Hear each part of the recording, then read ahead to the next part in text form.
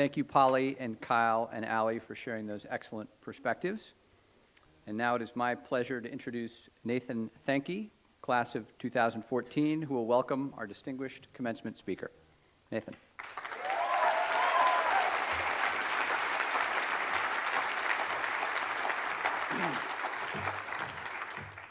Thank you, Bill. Howdy, y'all.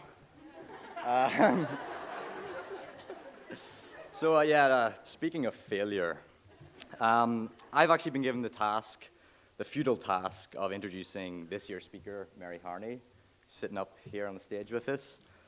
To those of you who don't already know her, as someone who has spent most of their time at COA studying international environmental law and politics, you just trust me when I say I know a thing or two about futile tasks. And sorry. Giving an introduction like this is futile because basically what it demands is a definition of the speaker. You have to capture something about them. But as it's going to become very obvious very soon, Mary is someone who evades capture and defies definition. With only the poverty of language, I have to describe, or try and describe, her wealth of contradictions and nuances. She's a student of history whose life has seen drastic change, an Irish woman who served in the British Army, a parachute fanatic who has dodgy knees, a complete joker who has known struggle and suffering, a born storyteller who doesn't know how captivating she is, a perfect human ecologist, if human ecology allows for the possibility of perfection, which,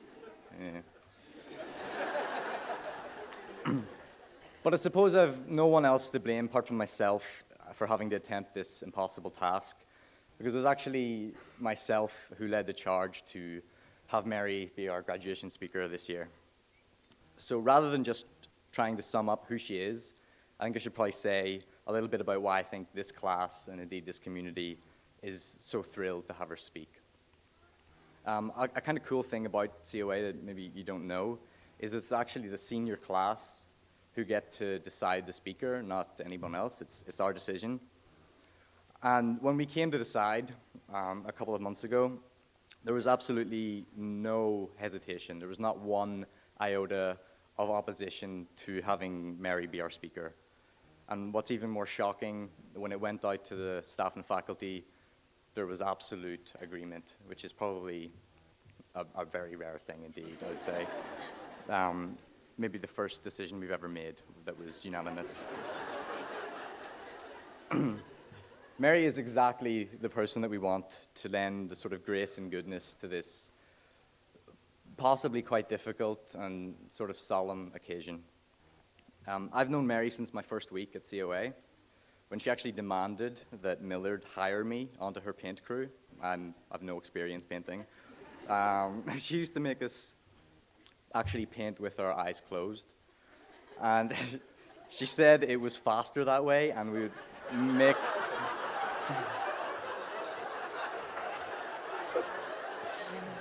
yeah, and also supposedly we would make less mistakes. When we worked the weekend shift, she would come and buy us coffee. Sometimes she would bring me leftover stew, or she'd bring me tins of baked beans or some Irish sausage if there was any. If we were listening to the radio and Rod Stewart came on, she would yell obscenities at it and turn it off. And we had to calm her down a little bit. And for anyone in the audience who's unfamiliar with Rod Stewart, he's an English singer and he's shite.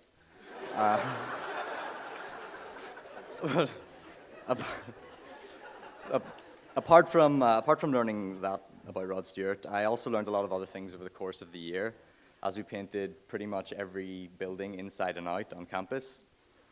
And slowly I got to know a little bit about Mary's story, drip by drip. It's one of the most extraordinary life stories I've ever heard. It remains to this day. But yet Mary is one of the most authentic, humble, and rooted people that I know.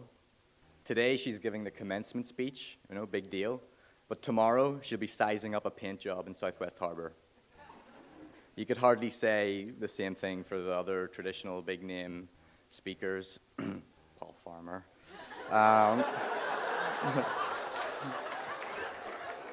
She's just not bothered about what people think about her, to be frank. She doesn't care about restrictive social norms. What she cares about deeply is people. Ask anybody who knows her. She's very welcoming, she's extremely caring, she's genuinely empathetic, and above all else, she's funny. She's living proof that human ecology is not the preserve of the ivory tower elites, but is actually the domain of the everyday. Your ideals are what you live, not just what you say. So for these reasons, and for many, many more, Mary was a completely natural choice for us all. She actually means something to COA, and COA actually means something to her. And this moment actually means something to me too. In Ireland, we have a proverb, Urska Walya Warasadini, which can be translated as, "It is in the shelter of each other that the people live." It was only in America, far away from the hearth of home, that Mary welcomed me and others into her shelter of laughter and care, just as we all did for each other over these 4 years.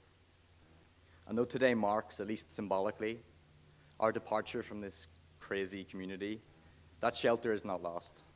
We just need to make a little bit more room in it and welcome others in. So what a joy it is that my memories of Mary and the shelter she offers do not fit neatly into any anecdotes. They do not fit neatly into these 3 minutes I have, or probably gone over it by now, but it's an absolute joy that they also continue to accumulate. So what a joy it is, what a pleasure, what an absolute fucking privilege to introduce you to Mary Harney.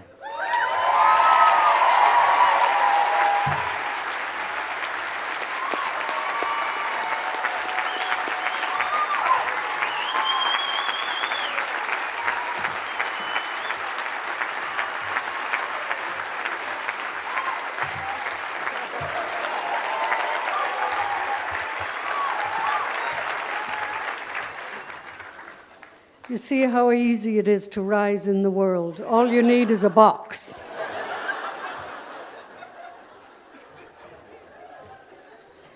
Thank you, Nathan. The check is in the mail.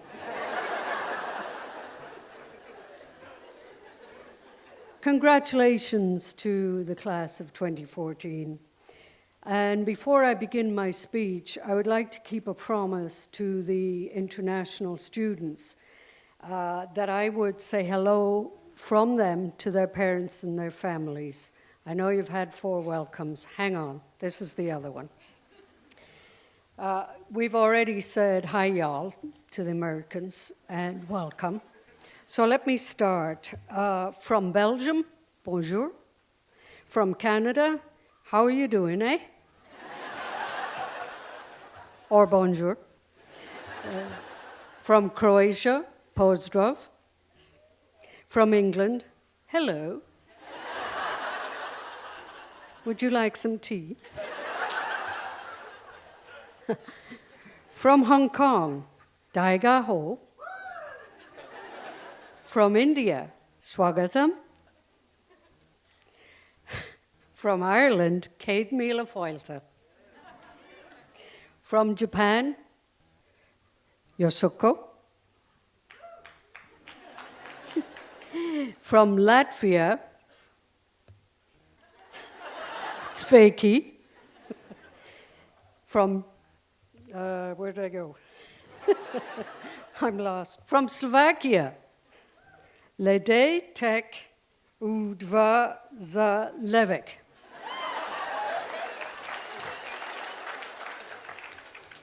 And now that I've murdered all those languages, today I want to tell you a story of an incredible journey.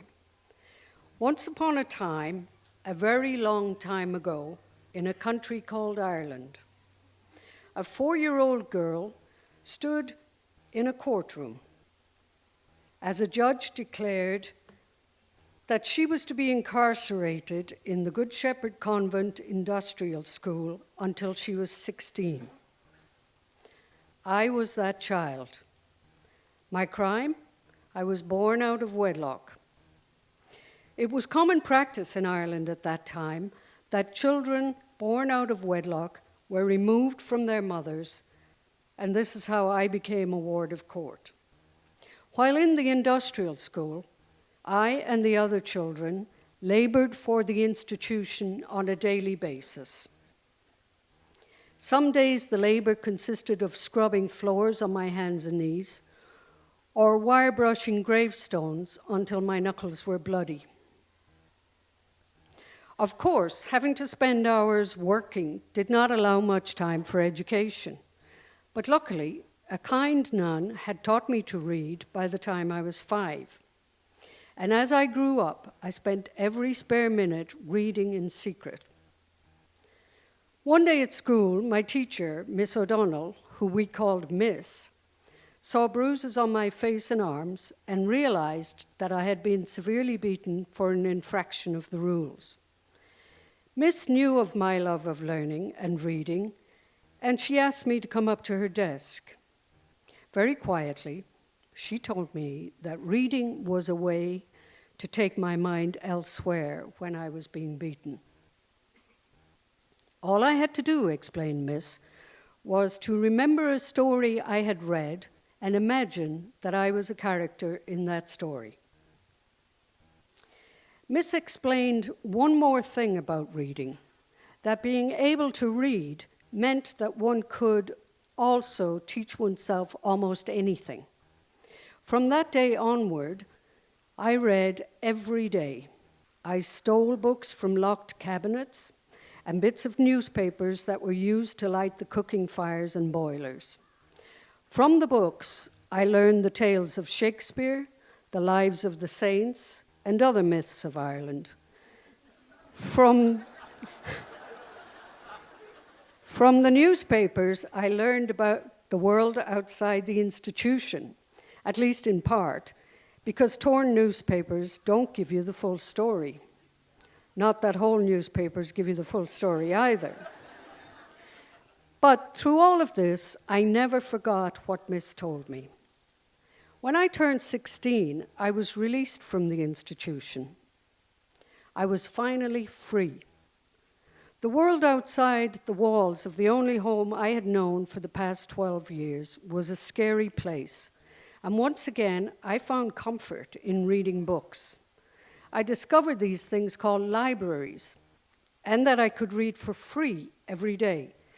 I then set about teaching myself history, literature, geography. When I was 17, I decided to go to the big city of London. Of course, when I got there, I had no place to live. I wandered around London, homeless and often hungry. I met many nice people on the streets and some not so nice, but I always found safety and respite in libraries. Yet, I longed to experience the types of adventure I read about in books. And so I decided, what better way than to become a soldier in the British military? Okay, anybody who's Irish, don't listen. The only problem was that the military wanted a written test. And even though I didn't have a formal education over the years, I had taught myself enough to pass that test. I then truly realized that Miss was right. This thing called learning really worked. Either that or the military was really desperate. I had many adventures as a soldier, but those are stories for another time and another audience. When I finished my army service, I joined the London Fire Brigade as an emergency dispatcher. For the next 20 years, I served in the fire department. Yet I never forgot what Miss told me, and I continued to read and to educate myself. When I was in my 40s, I decided it was about time I had a proper education. I applied to many colleges in England only to find that my 8th grade education wasn't sufficient. After being rejected by every college I had applied to, I decided to travel instead and to visit some of the countries I had read about. On my travels in America, I came upon a small college in a place called Bar Harbor Don't know if you've ever heard of it. As I wandered around its grounds, I wondered what it would be like to go to school in this beautiful place. I made a note of the address, and when I returned to London, I sent away for information. When I read the descriptions of the courses, I was convinced that I could do this, if only I was given an opportunity.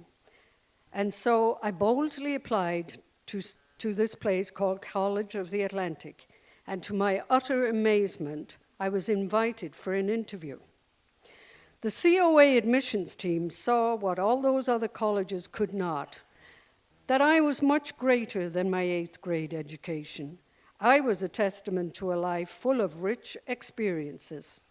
Well, that's what I told myself as I read my acceptance letter, which arrived on my 43rd birthday. Unfortunately, the letter also informed me that I did not qualify for funding since I wasn't a US citizen. However, having journeyed so far, I was determined not to let money be the obstacle to my dreams of an education. I promptly sold my house and all my worldly goods. I arrived at COA, and despite the fact that I didn't speak American, I immersed myself in my studies. In 1996, I sat where you all are sitting now, waiting to receive my graduation diploma. As I waited, I thought about the chocolate-covered strawberries, and I hoped that the speeches wouldn't go on too long. I also thought about how far I had journeyed to receive my BA in human ecology. But the proudest moment I had that day was not crossing the stage and being handed my diploma, but rather seeing my mother there cheering for me. You see, despite the odds, I had been fortunate in finding her, and she was with me that day.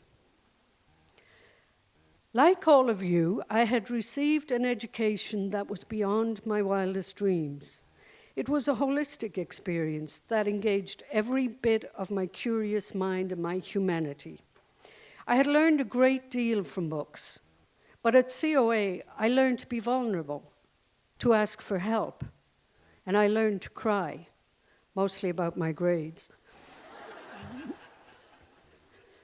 My eyes were open to the wonders of nature. I experienced the joy of holding a hibernating bear in my arms and sailing on a schooner in the Caribbean, though not both at the same time. I also looked at beautiful insects under a microscope even, for the first time during entomology classes. I learned so much about mandibles, proboscises, malpighians, and exoskeletons that I decided if I ever owned a dog, I would call it Malpighian. Well, I do now own a dog, but she thought being called Malpighian was an insult. And she only answers to Lulu. Go figure. However, the most important lesson I learned at COA, and that I want to share with you today, is that education is more than a mental exercise. It is also about doing and being, about how you use your education in the world around you. For me, that lesson was that any person can advocate for the human or environmental rights of others. I became an activist, and along with other members of this community, we organized the first ever statewide Growing Up Gay conference, which was held right here at COA.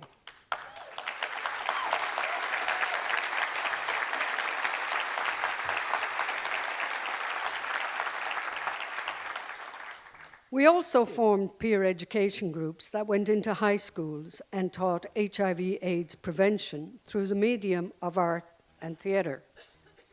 At COA, these activities were as vital to my education as any book, class, or research paper. After I graduated COA, I began working for Down East AIDS Network, first as an educator and later as its director. In typical human ecology fashion, I also took up firefighting as a hobby. At the grand age of 56, I thought it was time to make a career change, and that led me to the colorful world of college painter. During my time as the college painter here, I worked with many students, some of whom are sitting here as graduates today. In between bouts of laughter, painting disasters, they shared their insights on their courses, their lives, and their challenges. The conversations I had with students reawakened my longing for academia. So 2 years ago, I returned to Ireland, that place that had denied me both my mother and my education. But this time, I was pursuing a master's degree in Irish studies. I graduated last year from the National University of Ireland with first-class honours.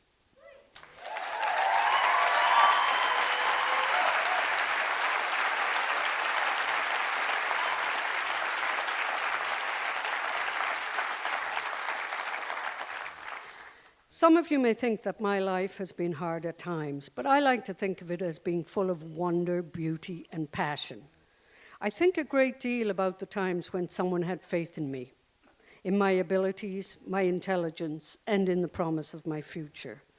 The first was Miss, that teacher at the Irish Industrial School. She gave me the gift of reading both as a way to escape abuse and as a way to continue and expand my education.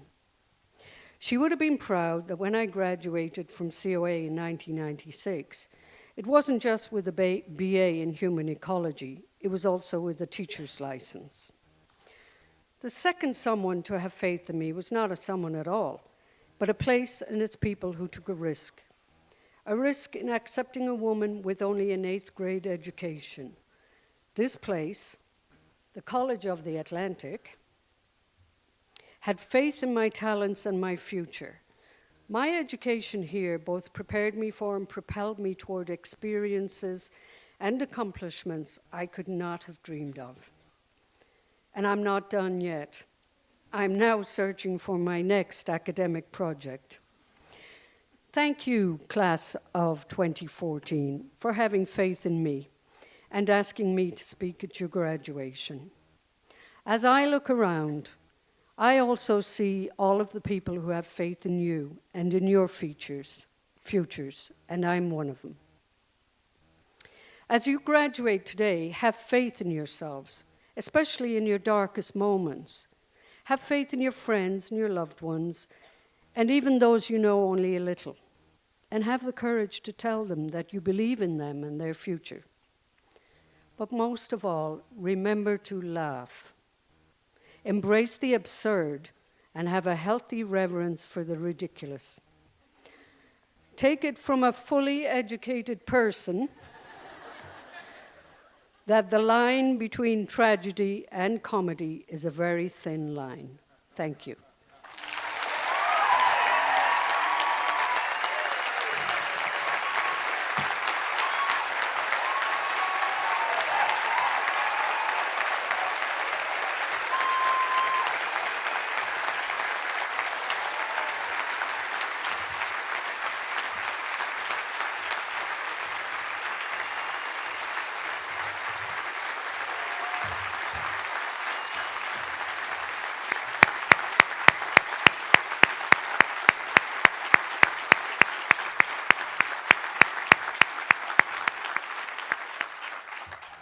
Thank you, Mary, for that incredible, inspiring talk.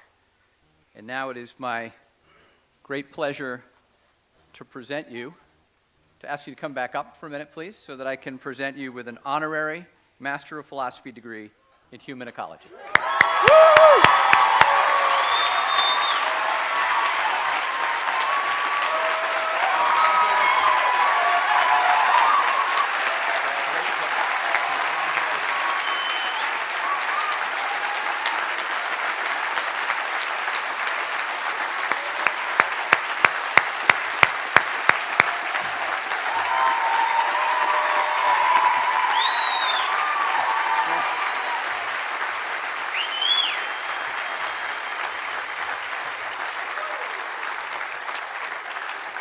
So I think for this to be official, I have to read some language, so excuse me. Got a little carried away here. By the power vested in me as chairman of the Board of Trustees of College of the Atlantic, it is my great privilege to confer upon Mary Harney the honorary degree of Master of Philosophy in Human Ecology. Her name will be joined to the distinguished group of honorary degree recipients. Thank you, Mary. We are delighted to honor your contributions to human ecology. Thank you. Yeah, please do, yeah.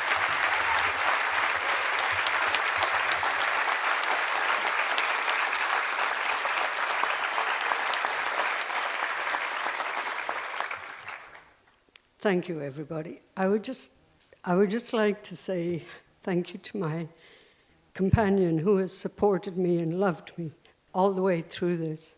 To Marjorie, thank you.